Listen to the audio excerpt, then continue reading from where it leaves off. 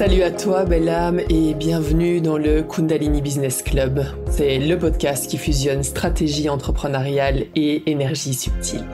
Ici, on va parler business, de chakras, d'éveil et de tout ce qui touche à l'invisible.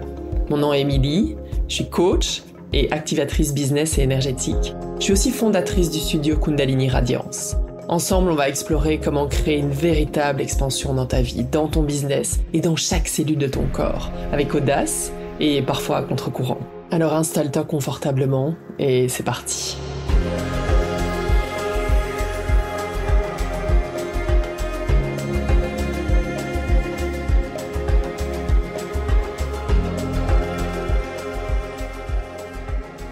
Salut à toi et bienvenue dans ce nouvel épisode où on va parler d'un sujet sensible, l'intelligence artificielle et est-ce qu'il faut l'utiliser dans ton business spirituel. Et je sais que c'est très controversé et c'est exactement pour ça que j'avais envie de créer cet épisode, pour te partager mon expérience, mon avis et surtout t'aider à voir comment tu peux l'utiliser au service de ton alignement et non en étant esclave. Mais avant d'aller plus loin, je te partage la séquence de notre super sponsor qui est le Kundalini Club. C'est mon studio de yoga virtuel, de yoga Kundalini, yoga du visage. Si t'es pas encore dessus, arrête tout et vas-y, d'accord ? Je te propose un code promo pour le rejoindre dans la légende de cet épisode.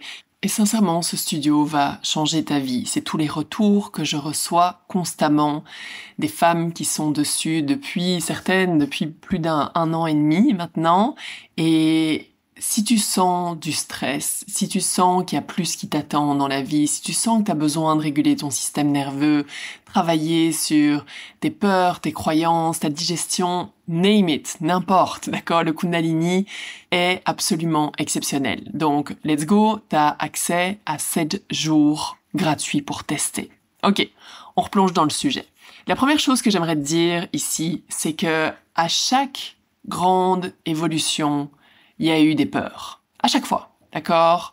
Quand les livres sont arrivés, on disait que ça faisait scandale à l'époque. On disait que les gens allaient perdre leur mémoire, qu'on allait plus savoir retracer qui dit quoi, que les gens, du coup, vu que c'était écrit, ils n'allaient plus retenir les choses. Imagine ça. Quand Internet s'est développé, on disait que les gens allaient plus réfléchir non plus, que voilà, dès qu'il y a une question, on dégaine le téléphone ou Internet ou l'ordi ou n'importe, on a accès absolument à tout et donc les gens ne vont plus réfléchir par eux-mêmes. Ça a été une énorme crainte à l'époque.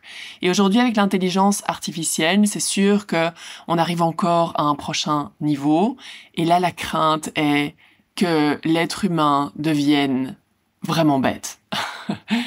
Et la vérité, c'est que c'est pas la technologie en soi qui est dangereuse, c'est vraiment la façon dont on l'utilise. Et donc, ça demande vraiment d'avoir une posture claire et d'avoir une certaine intelligence aussi pour l'utiliser. Il y a cette phrase que j'ai entendue dernièrement et que je trouve très vraie, c'est que les personnes qui valorisent le savoir, la compréhension et la maîtrise deviendront plus intelligentes avec l'intelligence artificielle.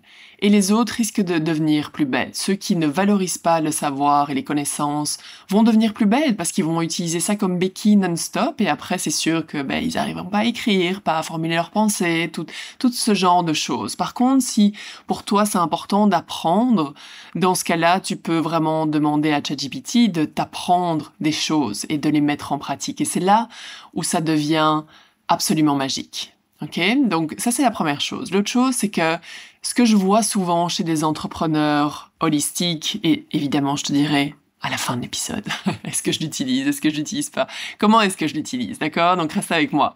Ce que je vois, c'est les entrepreneurs qui sont déjà flous à la base. Ils sont pas clairs au niveau de leur message, ils veulent absolument tout faire, ils sont toujours attirés par le dernier shiny object.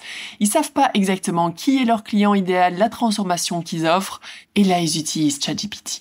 Et c'est la catastrophe. Parce que, en fait, ça va t'ouvrir un monde de possibilités, puis l'intelligence artificielle, elle va juste se caler sur ton cerveau. Donc, si toi tu sais pas, elle va te dire ok génial fais ça, ok génial fais ça, et puis en fait ce qui va se passer c'est que tu vas être encore plus débordé. L'intelligence artificielle répond à ce que tu lui donnes. Donc, si t'es flou, si tu lui envoies 1000 directions parce que tu doutes, si t'as pas réfléchi en amont, mais c'est sûr que ça va pas aider et tu vas devenir de plus en plus anxieux. C'est comme déjà l'anxiété qu'il y avait à la base avec les réseaux de se comparer et de se dire oh, je pourrais faire ça, je pourrais faire ça, je pourrais faire ça. Et en fait, au final, on fait rien. Donc, ce que tu veux faire au départ, c'est le vrai travail. Qui es-tu? Quel est ton voyage de l'héroïne? Qu'est-ce que tu as vécu dans ta vie? Quels ont été tes challenges? Quels ont été les combats que tu as menés? Quelles ont été les grandes découvertes, les grandes prises de conscience? Ça, c'est la première étape. Pourquoi est-ce que tu fais ce que tu fais? Ton why est super, super, super important. Personnellement, c'est ce qui m'a permis de ne jamais abandonner. C'est parce que j'ai un pourquoi extrêmement fort. Est-ce que tu sais, du coup, la transformation que tu offres? Ta cliente est au point A. Comment est-ce que tu l'amènes au point B? Quel est le point B? Tu veux savoir toutes ces choses-là? Qu'est-ce qui a changé ta vie? Et qu'est-ce que tu veux que tes clientes ressentent? C'est quoi les valeurs que tu as envie de transmettre? Je pense que ça, c'est vraiment le travail à faire en amont, avant de faire quoi que ce soit d'autre. Il y a aucune AI qui va te donner cette réponse-là. Alors, est-ce que je l'utilise? Oui, je l'utilise. Et pour moi, c'est ne pas l'utiliser, c'est comme dire j'ai pas envie d'utiliser Google ou je vais encore écrire des lettres manuscrites à mes clientes et parfois je le fais, d'accord? Parce que je trouve ça cool, mais c'est un choix, d'accord? Si je devais envoyer mes mails en fait par lettre parce que je refuse les mails, c'est absurde. Ou Google, non, c'est mauvais. Non, évidemment que j'utilise IA, mais à bon escient et je vais te partager comment je fais. Pourquoi est-ce que j'utilise? C'est parce que mon métier, c'est pas de faire que de la création de contenu, c'est pas les réseaux sociaux. Et moi, ma force, ma zone de génie, c'est activer, transformer, accompagner, créer des espaces où les femmes peuvent revenir à leur essence. Mon métier, c'est pas de passer 80% de mon temps sur les réseaux, sur Canva, à me dire, faudrait que j'essaye ça, il faut que j'ai plus de likes, il faut que j'ai... Non! Et c'est là où tellement de gens se perdent, c'est que les femmes avec qui je travaille ont de l'or entre les mains et veulent être au service, veulent aider parce que quelque chose a transformé leur propre vie. Et là, ce que je vois, c'est qu'elles passent la majorité de leur temps à essayer de se faire connaître, à développer les réseaux et en fait, au passage, complètement se perdre. Donc, la façon dont moi je l'utilise, c'est que je sais exactement ce que je veux transmettre. Par exemple, je l'utilise pour transformer certains audios en contenu écrit. Donc c'est moi qui guide ce qui se trouve dans mes publications. Je lui dis pas, j'ai aucune idée de contenu, qu'est-ce que je pourrais faire, je travaille dans les huiles essentielles. Évidemment que ça va être nul. Évidemment que ça aura pas d'impact.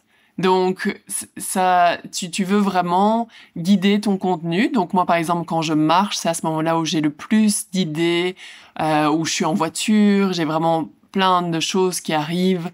Dans ce cas-là, je fais des audios et ces audios-là, je vais les transformer grâce à l'IA en publication, en email et comme ça, je gagne du temps pour faire ce en quoi je suis vraiment bonne, accompagner les gens, aller plus loin dans mes formations. Ça m'aide aussi éventuellement à apprendre des nouvelles compétences. Donc, par exemple, dernièrement, mon objectif est vraiment d'arriver au next level au niveau de mes finances. Et donc, je veux comprendre, je veux apprendre, je veux savoir et comment optimiser, comment investir aussi de la bonne façon. Donc, ce que je lui demande, par exemple, c'est, OK, je suis devant mon interface bancaire et je veux apprendre à optimiser mes finances. Quels sont les gestes simples que je peux aller faire en sachant que je déteste tout ce qui est finance, admin, comptabilité. Qu'est-ce que tu peux me proposer? Et là, il vient me proposer des choses. Et donc, je vais voir, OK, je retiens ça, et après, j'arrête. Je commence pas à faire une discussion infernale qui a sans fin et où je ne vais pas agir après. Donc, je veux vraiment... Et c'est comme dans tout. Quand je suis une formation, c'est la même règle que je suis. Je suis une formation, il y a un nouveau module, j'écoute, j'intègre, j'apprends, je mets en pratique directement. Combien de personnes ont suivi des milliers de formations et sont toujours au même stade? Ça fonctionne pas, d'accord? Et donc pour moi, c'est la même règle pour l'intelligence artificielle. Ça va me permettre aussi de prendre une publication et de la tourner en mail. Généralement, mes mails aussi, je vais dire en vocal tout ce que j'ai envie. Est-ce que ça veut dire que j'écris plus? Non, j'écris tous les jours. Je perds pas cette compétence et c'est un choix que je fais. D'accord? J'écris personnellement pour moi, mais pour développer mon business, c'est comme ça que je fais. Ça me permet aussi éventuellement de structurer mes idées. Si à un moment donné, j'ai trop de choses qui arrivent, je sais exactement où j'ai envie d'amener mes clientes, qui est mon ACI, la transformation que j'offre, est-ce que ce que je vais partager là est pertinent vraiment? Et donc ça m'aide à clarifier de temps en temps, à gagner du temps aussi à ce niveau-là et garder une certaine cohérence, parce que personnellement, je suis ultra enthousiaste avec beaucoup de choses, d'accord? Donc ce que j'ai fait pendant mes premières années d'entrepreneuriat, c'est que je sautais d'un truc à l'autre non-stop, non-stop, non-stop, et à un moment donné, je me suis totalement épuisée. Donc ça me permet aussi de me recentrer, et j'ai partagé aussi à ChatGPT quel est mon profil énergétique. Quel est mon human design? Comment est-ce que je fonctionne généralement? Aussi en Ayurveda, j'ai partagé que j'étais vraiment très Vata et feu. Et donc, en fonction de ça, il va m'aider à juste me recadrer. D'accord? Ouais, c'est recadrer. Donc, je ne demande pas quoi dire. Je sais déjà ce que j'ai à dire. Je veux juste gagner du temps et de l'énergie. Tout simplement. Et en marchant hier, en pensant justement à ce que j'allais partager dans cet épisode, en faisant des vocaux, il y a cette image qui me venait et non, ce n'est pas venu avec l'intelligence artificielle, je tiens à le dire, que pour moi, c'est comme du Botox. Donc, au début, les filles ou les gars vont aller faire du Botox, vont dire, ah, c'est génial, c'est cool, c'est beau, c'est simple, c'est comme la première fois que tu fais un prompt dans ChatGPT, tu te fais, oh my god, c'est incroyable, quoi, c'est fou, c'est effrayant aussi. Et donc, hop, premier Botox, génial, deuxième, troisième, super. Et au bout d'un certain temps, le problème, c'est que tu deviens accro au Botox, tu peux plus t'arrêter, et tu peux plus vraiment fonctionner sans. Et ça commence à vraiment devenir très moche. Et donc, c'est la même chose avec ChatGPT. Par exemple, aujourd'hui, j'ai enregistré un module pour ma formation accélérateur business et énergétique digital. Et on est dans la partie réseaux sociaux et tout ce qui est branding, justement, partager son essence, ses valeurs. On parle des archétypes aussi, pour que tu saches quoi transmettre vraiment sur les réseaux et ne pas faire comme certaines pages que tu as peut-être déjà vues sur Instagram où l'esthétique est super léchée. Vraiment, tout est beau, tout est magnifique. Mais quand tu creuses, il y a rien. Il y a pas d'âme. Et donc, ça peut pas fonctionner, d'accord? L'esthétique va pas tout faire. Donc, c'est la même chose quand tu utilises l'IA pour ton contenu. À un moment donné, ça risque d'être comme vide. Et ce qui fait la différence dans ton business et que personne d'autre ne pourra faire, c'est ton âme. C'est vraiment ton âme. Pourquoi est-ce que t'es là? Qu'est-ce que t'as envie de transmettre? Pourquoi est-ce que t'es sur Terre? C'est quoi ta mission? Et ça, t'as besoin de le connaître. Vraiment. D'accord? Donc, pense toujours au Botox. Ok, un petit peu, c'est cool. Mais sur le long terme, ça fonctionne plus. Et on perd vraiment l'essence de qui on est. Donc, pour moi, ChatGPT ou Claude, c'est un assistant. D'accord? Je l'utilise pour étendre mon impact, pas le remplacer. Je l'utilise pas comme un gourou, pas comme une béquille. Je me dis toujours, demain, tout peut planter. Donc, si je sais plus écrire, ça va être compliqué, d'accord? Donc, je veux toujours continuer à développer ce muscle parallèlement à l'utilisation de l'IA. Donc, pose-toi la question, est-ce que tu l'utilises pour éviter de penser, pour éviter de creuser aussi, ou pour mieux concentrer ton énergie là où tu es exceptionnel? Et il y a une phrase dans un livre que je suis en train de lire, de John Maxwell, qui dit « L'erreur que beaucoup de personnes font, c'est de mettre énormément d'énergie à essayer de développer leur faiblesse, donc de s'améliorer dans leur faiblesse, au lieu de mettre cette énergie-là dans leur force et devenir encore plus exceptionnel et déléguer le reste. » Et c'est la même chose, si tu passes ton temps à essayer d'être bonne sur les réseaux, de tout créer toi-même parce que tu veux absolument pas utiliser l'intelligence artificielle, c'est extrêmement noble. Je veux dire, on l'a fait pendant des années, d'accord? C'est juste, toute cette énergie-là, il me semble que tu pourrais la mettre au bon endroit. Et continuer à te former ou développer les compétences dans l'art, dans ce que tu as déjà en toi, dans tes forces, pour devenir encore meilleur, pour devenir exceptionnel et te démarquer de tout le restant du marché. Donc, pour terminer, j'ai juste envie de te partager les moves intelligents à faire avec l'IA. Quelques exemples concrets. Donc, comme je disais, par exemple, transformer des notes vocales en script. Personnellement, moi, dans ma création de contenu, puis j'ai déjà partagé dans un précédent épisode sur le branding, mais j'utilise beaucoup tout ce que je vis au quotidien pour créer mon contenu. Et donc, si tu n'as pas d'idée de contenu, on voit comment tu peux commencer à expérimenter plus au quotidien, mais ça c'est un autre sujet, d'accord? Donc va écouter l'autre épisode. Je peux demander par exemple un plan d'action sur une idée que j'ai déjà clarifiée, juste m'aider à structurer, à créer des liens aussi entre mes différents business. Donc j'ai le studio, j'ai mes programmes business, j'ai des retraites, j'ai des cours en présentiel. Comment est-ce que je peux créer des ponts simples? Parce que pour un cerveau comme le mien, je peux m'égarer, d'accord?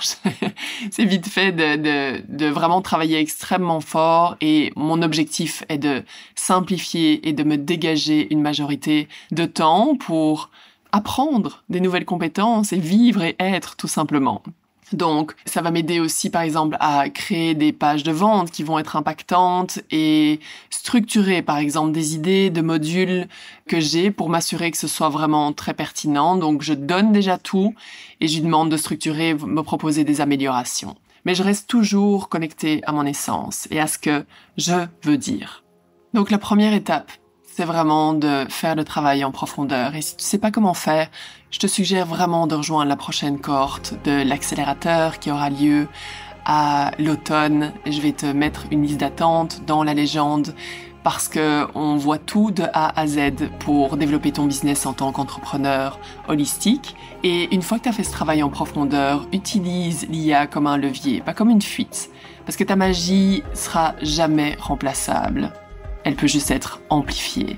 Ok? Donc, je serais vraiment curieuse de lire ton avis, soit dessous cet épisode, ou alors partage cet épisode dans ta story. Ce serait très très cool, d'accord? Si t'aimes ce podcast, partage-le dans ta story. Ça va amener d'autres personnes ici qui ont besoin d'entendre ce contenu. Et partage-moi ton avis. Je serais vraiment curieuse de savoir comment tu utilises ChatGPT ou l'intelligence artificielle en général. Et quel est ton point de vue au niveau business, même au niveau personnel? Stat Nam, et on se voit la semaine prochaine.